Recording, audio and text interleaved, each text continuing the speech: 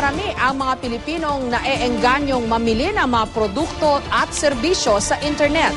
Ayon sa isang survey noong 2012, 4 sa 10 Pilipino online shoppers. Paalala naman ng DTI o ng Department of Trade and Industry, mag-ingat sa mga scam sa internet. May report si Lay Alves. Ang relo, cellphone, bag at marami pang gamit ni Joy Simpas, binili niyang lahat online. Marami na rin daw siyang nabiling mga vouchers ng masahe, facials at iba pa sa internet. Dahil isang working mom na walang masyadong panahong magpunta sa mall, mas swak daw sa kanyang lifestyle ang online shopping. Naghahanap ka ng particular watch or particular brand, mas available siya. Marami kang, hindi ka kailangan maglipat-lipat pa ng store at maghanap sa mall. Tapos mas mura, minsan mas mura sa online kasi sa mall. Nakakaengganyo rin daw kasi ang bargain deals sa internet. Pero syempre, kailangang maging smart online shopper din. Dapat may restraint ka talaga. Mahirap, madali kasi masyado eh. So, it's easy to spend, especially kung malaki yung credit limit.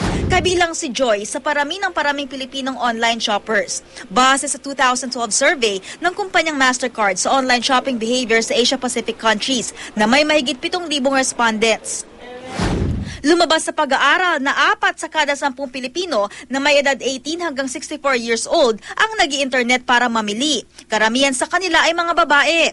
Sa mga Pilipinong nag-online shopping, 86.1% ang nagsabing satisfied o nasisiyahan naman sila sa produkto o serbisyong binili. Bahagyang mas mataas ito sa online shopping satisfaction rating noong 2011. Dumoble rin ng online shoppers gamit ang mobile internet. Nakikitang mas dadami pa raw ang mga Filipino online shoppers sa paglipas ng panahon. Kaya naman dumarami rin ang nakakakita ng oportunidad na magnegosyo online. Gaya ni na Albert Tan at Raymond Canlas na magbubukas ng online Divisoria. Para yung mga namimili sa Divisoria is mapadali yung way nila na sa pagbili na hindi na sila kailangang pumunta doon. We can deliver it easily. Para sa consumers, no, easy. Save time, save money. Para naman sa business, big market, low investment, walang mga rentals. Protektado ng Consumer Act ang online shoppers ayon sa Department of Trade and Industry. Meron naman po tayong batas, no, kung saan pwede po nilang i-invoke yung kanilang karapatan bilang consumer, wherein we can provide the remedies, no, of a replacement in the case of defective products or in the case of or a repair kung madadaan pa siya sa repair, or kung hindi na, as a last resort, of course, yung refund, no, nung purchase amount.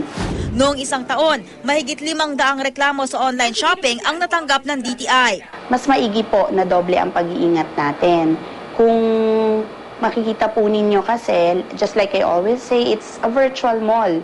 So, hindi po yan katulad ng isang mall na mapupuntahan nyo anytime kasi parang hindi nyo rin nakikita kung sino yung kausap nyo doon, no? So, there is always a risk. Sa mga may reklamo sa kanilang nabili online, pwedeng makipag-ugnayan sa DTI. Lay Alves, GMA News.